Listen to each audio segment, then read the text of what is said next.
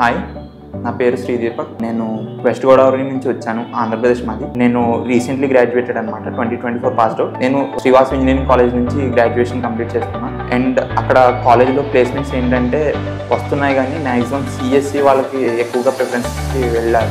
మాకు ఏంటంటే ప్లేస్మెంట్స్ చాలా తక్కువ వచ్చింది. నేను కూడా ప్లేస్ అయ్యాను, కానీ నాన్ ఐటీ బ్యాక్గ్రౌండ్లో ప్లేస్ అయ్యా. కాకపోతే నాకు ఐటీ మీద ఉండే ప్యాషన్ వల్ల నాకు ఐటీలోనే ప్లేస్ అవ్వాలని అనిపించి నేను ఇన్స్టిట్యూట్స్ గురించి సర్చ్ చేయడం మొదలు పెడితే మా ఫ్రెండ్స్ ఇక్కడ ఆల్రెడీ జాయిన్ అయిన వాళ్ళు ఉన్నారు. వాళ్ళలో ఒకళ్ళు ఇలాగా 10,000 కోర్స్ మంచిగా ఉంది, పాజిటివ్ రివ్యూ ఇచ్చారనమాట. ఇలాగా జాయిన్ అవ్వండి, మంచిగా ఉంది.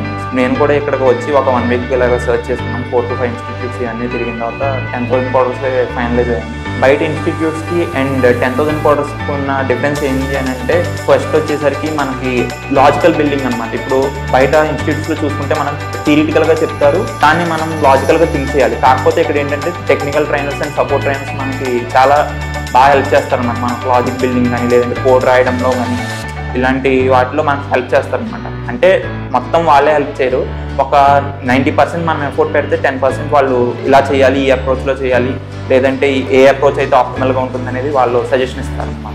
అంటే బేసికల్లీ ఏంటనంటే నేను ఇంటికాడ ఉండి కూడా ఆఫ్ క్యాంపస్ అప్లై చేస్తూ ఉండొచ్చు, కాకపోతే నాకు రిప్లై రావట్లేదు. ప్లస్ రెజ్యూమ్ అనేది కొన్నిసార్లు షార్ట్ లిస్ట్ అవ్వట్లా. నాకు అనిపించింది ఏమిటి అని అంటే, ఇలాగా సెల్ఫ్ లెర్నింగ్ చేసేటప్పుడు ఏంటంటే థియరిటికల్గాను అండ్ ప్రాక్టికల్గా నాలెడ్జ్ గెయిన్ చేస్తున్నాం, కానీ కంపెనీస్ని అప్రోచ్ అవ్వాలంటే మనకి రెజ్యూమే అనేది ఒక బేసిక్ థింగ్ అనమాట. ఒక ఫ్రెషర్కి ఏంటంటే రెజ్యూమే మన ప్రొఫైల్ని డిసైడ్ చేస్తుంది అనమాట, షార్ట్ లిస్ట్ అవ్వడం కానీ లేదంటే ఏంటంటే. ఇప్పుడు ఉండే కాంపిటీషన్లో ఏంటంటే కంపెనీస్ అనేవి ATSని వాడుతున్నాయి అనమాట. అది ఒక టెక్నాలజీ ఏంటంటే కీవర్డ్స్ని షార్ట్ లిస్ట్ చేసి మనకి రెజ్యూమేని ఫైనలైజ్ చేస్తుంది అనమాట. ఏ రెజ్యూమే సెలెక్ట్ అవ్వాలి లేదంటే ఏ రెజ్యూమే డిక్లైన్ అవ్వాలి అనేది అది డిసైడ్ చేస్తుంది అనమాట. కానీ నాకుండే రెజ్యూమేలో అంతా ATS రెజ్యూమే ఫార్మాటెడ్లో ఉంది, అంతా బాగానే ఉంది, కానీ స్కిల్స్ అనేవి మ్యాచ్ అవ్వట్లా. నేను ఇంకా స్కిల్స్ ఇంకా ఎక్కడో ల్యాక్లో ఉన్నాను, నాకు ఇంకా ల్యాక్ ఆఫ్ స్కిల్స్ ఉన్నాయి. కాబట్టి నేను ఇంప్రూవ్ చేసుకోవాలని చెప్పి నేను ఇక్కడ 10,000 కోర్స్కి రావడం జరిగింది. 10,000 కోర్స్లో ఏంటంటే మనకి బ్యాచ్కి వచ్చేసరికి 50 మెంబర్స్ ఉంటారనమాట.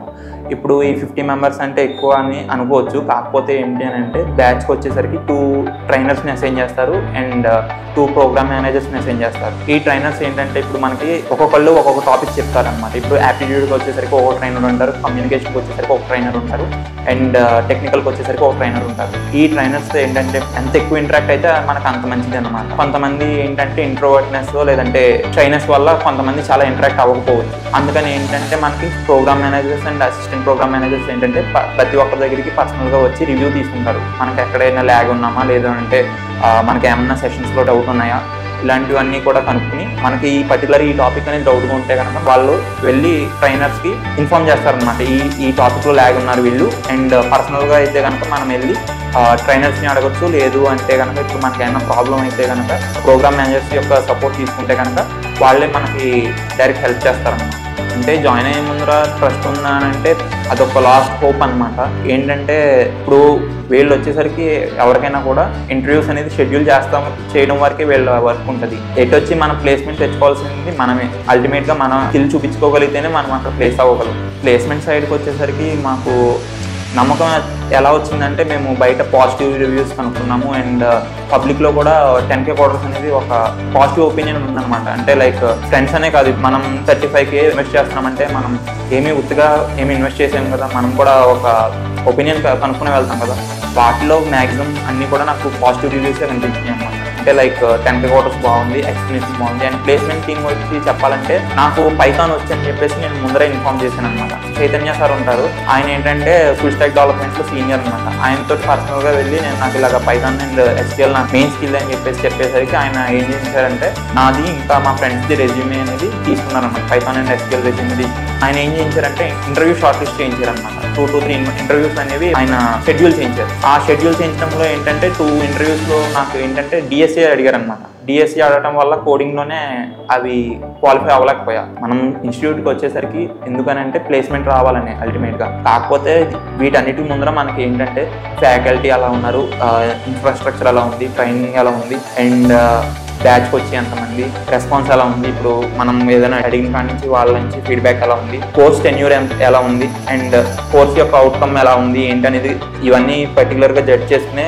డిసైడ్ అవ్వాలి. నాకు ఇక్కడికి వచ్చేదాకా తెలియదు ఇలా పైథాన్ మీద కూడా వీళ్ళు ప్లేస్మెంట్ ప్రొవైడ్ చేస్తారని తెలియదు. నేను ఇక్కడికి వచ్చిన తర్వాత ఏంటంటే చైతన్య సార్ని అండ్ మా ప్రోగ్రామ్ మేనేజర్ అఖిల్ సార్ ఉంటారు, ఆయనతో మాట్లాడితే ఇలాగ నాకు పైథాన్ అండ్ SQL వచ్చానంటే ఆయన ఏం చేశారంటే నా రెజ్యూమే తీసుకొచ్చి ఇంటర్వ్యూ అయ్యి షెడ్యూల్ చేయించారు. నాకు అప్పటి వరకు తెలియదు ఇలాగ పైథాన్ మీద కూడా ఇలాగ జాబ్స్ ఉంటాయి అని చెప్పేసి. అంటే బయట మార్కెట్లో ఉంటాయని తెలుసు కానీ ఇలా 10K క్వార్టర్స్ వాళ్ళు ఇలాగ పైథాన్ మీద కూడా జాబ్స్ ప్రొవైడ్ చేస్తున్నారని తెలియదు. అప్కమింగ్ బ్యాచెస్కి నా సజెషన్ ఏంటంటే మీరు ఫుల్గా ఫోకస్డ్గా ఉండాలి. ఇప్పుడు 6 months అన్నారు కదా అని చెప్పేసి ఈ 6 monthsలోనే అనుకోకుండా ఒక 5 months or 4 months అని చెప్పేసి ఒక టార్గెట్ పెట్టుకుని daily extra 2 hours or 3 hours work చేయగలిగితే మీరు అనుకున్న టెక్నాలజీలో ప్లేస్ అవ్వగలగాలి. ఇఫ్ ఇన్ కేస్ మీకు కనుక ముందరే నాకు ఈ టెక్నాలజీ వచ్చు ఆర్ నాకు ఈ స్కిల్ వచ్చు అని కనుక ఇన్ఫార్మ్ చేయగలిగితే వీళ్ళు ఇంటర్వ్యూ షెడ్యూల్ చేయగలుగుతారు అన్నమాట. లైక్ ప్లేస్మెంట్ టీమ్ని మీరే అప్రోచ్ అయ్యి, లేదు అంటే కనుక మీ ప్రోగ్రామ్ మేనేజర్ని మీరు కన్సల్ట్ అయ్యి చెప్పగలిగితే వాళ్ళు హెల్ప్ చేస్తారన్నమాట. ఈ టెక్నాలజీ మీద కెరీర్స్ ఉన్నాయి, వీటికి అప్లై చేయండి. 10,000 క్వార్టర్స్ గురించి ఎవరైనా నన్ను ఇన్ కేస్ నేను జాయిన్ అవ్వచ్చా లేదా అని అడిగితే కనుక నేను మ్యాక్సిమం ఎస్ అనే చెప్పగలను. ఎందుకంటే ఇక్కడ ఎక్స్పీరియన్స్ అయి ఉన్నాను కాబట్టి, లైక్ ఇక్కడ ట్రైనింగ్ ఎలా జరుగుతుంది అండ్ రెస్పాన్స్ ఎలా ఉంటుంది అండ్ మీరు ట్రైన్ అప్ అవ్వగలరా లేదా, మీ కాన్ఫిడెన్స్ మీరు బిల్డ్ చేసుకోగలరా లేదా అనేసి నేను చెప్పగలను అనమాట. మీరు ఏ కంపెనీకి వెళ్ళినా కూడా మీరు షార్ట్ లిస్ట్ అవ్వాలంటే యాప్టిట్యూడ్ ఆర్ కమ్యూనికేషన్ చూస్తారనమాట. యాజ్ ఏ ఫ్రెషర్గా మీకు అంత టెక్నికల్ స్కిల్ ఉండదు కాబట్టి వీళ్ళు ఏం చేస్తారంటే షార్ట్ లిస్టింగ్ కోసం యాప్టిట్యూడ్ ఆర్ కమ్యూనికేషన్ చూస్తారు. కమ్యూనికేషన్లో వచ్చేసరికి ఫస్ట్ మనకి గ్రూప్ డిస్కషన్ అనమాట. గ్రూప్ డిస్కషన్ ఎలా జరగాలి, ఏం చేస్తే గ్రూప్ డిస్కషన్ మనం క్వాలిఫై అవ్వగలం, అండ్ గ్రూప్ డిస్కషన్ అనేది one of the most important topic అనమాట. ఇప్పుడు ఒక సర్టెన్ కంపెనీకి మనం షార్ట్ లిస్ట్ అవ్వాలంటే గ్రూప్ డిస్కషన్ అనేది చాలా ఇంపార్టెంట్ అనమాట. ఫర్ సపోజ్ ఇప్పుడు ఒక 5 to 10 పొజిషన్స్ ఉన్నాయంటే దానికి 100 members కాంపిటీషన్ వచ్చినప్పుడు ఖచ్చితంగా జీడీ అనేది పెడతారనమాట. ఆ జీడీ అనేది చాలా టఫ్గా ఉంటుంది అండ్ షార్ట్ లిస్టింగ్ అనేది చాలా టఫ్ ఉంటుంది అనమాట. లాస్ట్ 5 members ఫిల్టర్ చేయడానికి ఎన్ని రౌండ్స్ అయినా జీడీ పెట్టచ్చు. దానికి ఇంప్రూవ్ చేసుకోవడానికి ఏంటంటే కమ్యూనికేషన్లో చాలా హెల్ప్ చేస్తారు. And resume building, LinkedIn profile maintenance and ఇంకా చాలా ఎక్సెట్రా ఉన్నాయన్నమాట. ఇవన్నీ కూడా కమ్యూనికేషన్లో ఇంక్లూడ్ చేస్తారు. యాప్టిట్యూడ్ వచ్చేసరికి మనకి సాఫ్ట్వేర్ కంపెనీస్లో ఏంటంటే మరీ గవర్నమెంట్ ఎగ్జామ్స్లో ఉన్నంత టఫ్ అయితే ఉండదు, అలాగని ఈజీ కూడా ఉండదు, ఒక మోడరేట్ లెవెల్లో ఉంటుంది అనమాట. ఈ యాప్టిట్యూడ్ ఎగ్జామ్ని డీల్ చేయడానికి 10,000 క్వార్టర్స్ వాళ్ళు కోచింగ్ అనేది డైలీ 1 to 1.5 hours ప్రొవైడ్ చేస్తారనమాట. దీనివల్ల ఏమైందంటే మనకి యాప్టిట్యూడ్ అండ్ లాజికల్ లెవెల్స్ అనేవి ఇంప్రూవ్ అవుతాయి. రేపొద్దుట మీరు బయట కంపెనీస్ అప్లై చేసినా కూడా షార్ట్ లిస్ట్ అవ్వడానికి చాలా హెల్ప్ అవుతుంది. అండ్ థర్డ్ వన్ వచ్చేసరికి టెక్నికల్. ఇది చాలా అల్టిమేట్ అనమాట. మనకి ఏదైనా కంపెనీకి వెళ్ళినప్పుడు టెక్నికల్ ఇంటర్వ్యూస్ అనేవి based on the candidate count and ఉన్న పొజిషన్స్ బట్టి టెక్నికల్ ఇంటర్వ్యూ అనేది షెడ్యూల్ చేస్తారనమాట. దానికి టెక్నికల్ స్టఫ్ అనేది చాలా ఇంపార్టెంట్. దీనికోసం మనం ఏంటంటే డైలీ రోజు టాస్క్ ఇస్తూ ఉంటారనమాట. లైక్ ఇవాళ HTML జరిగితే కనుక దాని మీద ఒక టాస్క్ ఇచ్చి దాని గురించి కోడ్ రాయమని చెప్పి వెబ్సైట్లో అప్లోడ్ చేయమంటారు. అండ్ CSS జరిగితే కనుక CSS కూడా ఇలాగే చేయమంటారు. అండ్ GitHub ప్రొఫైల్ మెయింటెనెన్స్ గురించి కూడా చెప్తారనమాట. లైక్ GitHub లో ఏమేం చేస్తున్నావు ఏంటి అనేది కూడా చెప్తారనమాట. అండ్ ట్రైనర్స్ విషయానికి వచ్చేసరికి ఏంటంటే నేను ఇప్పటి వరకు 2 months విన్నాను కాబట్టి వాళ్ళలో నాకు ఎప్పుడు కూడా నెగిటివ్ అనిపించలేదు అనమాట. ట్రైనర్స్ లో ఏంటి అని అంటే పాజిటివ్ గానే అందరూ రెస్పాండ్ అవుతున్నారు. అండ్ క్లాస్ రూమ్ లో క్లాస్ చెప్పేటప్పుడు అనేది చాలా బాగా చెప్తున్నారు అనమాట. చాలా అర్థమయ్యే విధంగా లైక్ ప్రతి టాపిక్ ని అర్థమయ్యేటట్టు చెప్తున్నారు అనమాట. థియరిటికల్ గా అది ప్రాక్టికల్ గా ఇంప్లిమెంట్ చేయడం అనేది మన వరకు ఉంటుంది. దానికి వాళ్ళ యొక్క హెల్ప్ అనేది కొంత చేస్తారనమాట. అవుట్ ఆఫ్ 5 నేను 10K క్వార్టర్స్ కి 3.5 to 4 ఇస్తున్నాను. ఎందుకనంటే ఇక్కడికి వచ్చిన తర్వాత నాలో చాలా ఇంప్రూవ్మెంట్స్ కనిపించినాయి అనమాట. ఇంతవరకు నేను టెక్నికల్ లోనే చాలా ఒక నాలెడ్జ్ గెయిన్ చేస్తున్నాను కానీ కమ్యూనికేషన్ లో అంత నాలెడ్జ్ గెయిన్ చేసుకోవాలి. లైక్ ఎలా మాట్లాడాలి ఏంటి, కంపెనీస్ తో HR తో ఎలా మాట్లాడాలి అండ్ ఉన్న ఎంప్లాయీస్ తో ఎలా మాట్లాడాలి, ఇవన్నీ కూడా నాకు అంత ఐడియా రాలేదు. తర్వాత ఎప్పుడైతే నేను ఇక్కడికి వచ్చానో కమ్యూనికేషన్ బాగా ఇంప్రూవ్ చేస్తున్నా అండ్ టెక్నికల్గా కూడా లాజికల్ బిల్డింగ్ అనేది చాలా బాగా ఇంప్రూవ్ చేస్తున్నా. ఈ ఇప్పటివరకు జరిగిన క్లాసెస్లో నేను మెయిన్గా ఫోకస్ చేసింది ఏంటంటే లాజిక్ బిల్డింగ్ అండ్ కమ్యూనికేషన్ అనమాట. ఇవి నాకు చాలా బాగా ఇంప్రూవ్ అయినాయి.